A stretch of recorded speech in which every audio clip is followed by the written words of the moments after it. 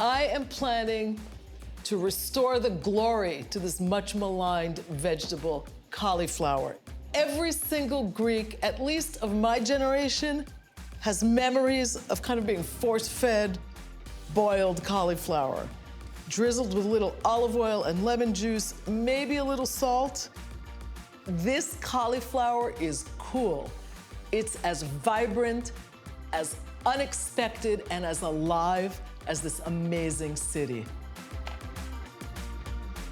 I'm starting with very thin garlic slivers, and what I want to do is get the garlic tucked in all over the cauliflower, in between the florets. The garlic will basically infuse the cauliflower as it roasts with that beautiful garlic perfume.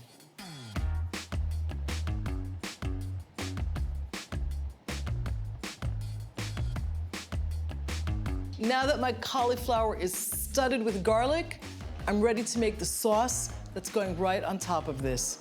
Greek mustard. You can use any mild mustard, any Dijon style mustard. Honey comes next, and I like to use Icarian heather honey for this dish. It's incredibly thick, and it has a wonderful complex flavor. It's not very sweet. A little bit of salt, just a touch of pepper. Next, my balsamic vinegar, and I like to use Greek balsamic vinegar in this recipe. It tends to be nice and fruity. It goes really nicely with the honey and the olive oil, which is coming up next. Just want to get this whisked together. You want to brush it all over the cauliflower very generously. When this starts to roast, all these beautiful flavors are absorbed by the cauliflower, and they turn it from what we normally think of as a pretty bland vegetable into something you really don't want to stop eating. Just saving about 2 tablespoons of the sauce. The cauliflower is ready. It's going into a 450-degree oven. I'm gonna bake it for about 50 minutes until it's nice and tender. Take it out, add a little more sauce and a few surprises that will really take it over the top.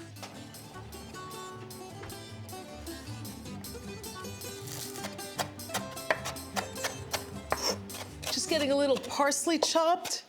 This mixed in with this lovely crumbled feta will be the 3rd layer on my roasted cauliflower, and it's just about ready to come out of the oven. Let me just get this into the mixing bowl. I like to use Greek feta, made in specific designated regions around the country.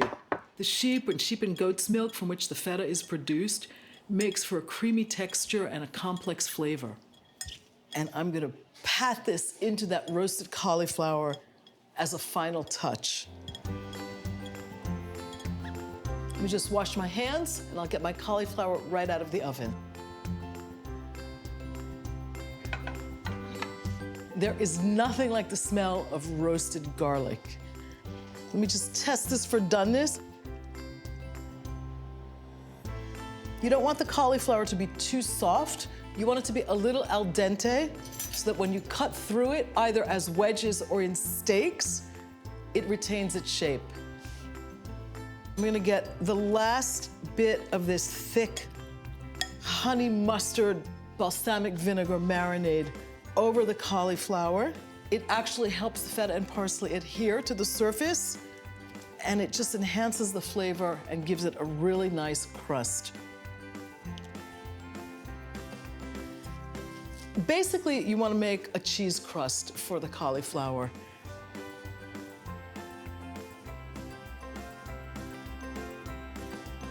Looks gorgeous. This is going back into the oven just for a few minutes until the feta starts to melt and forms this beautiful cheesy crust.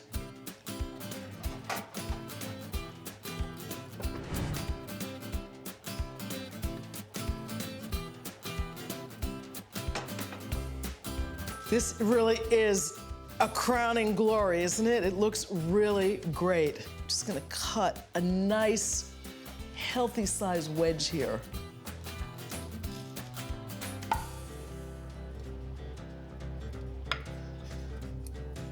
This is not my mother's cauliflower.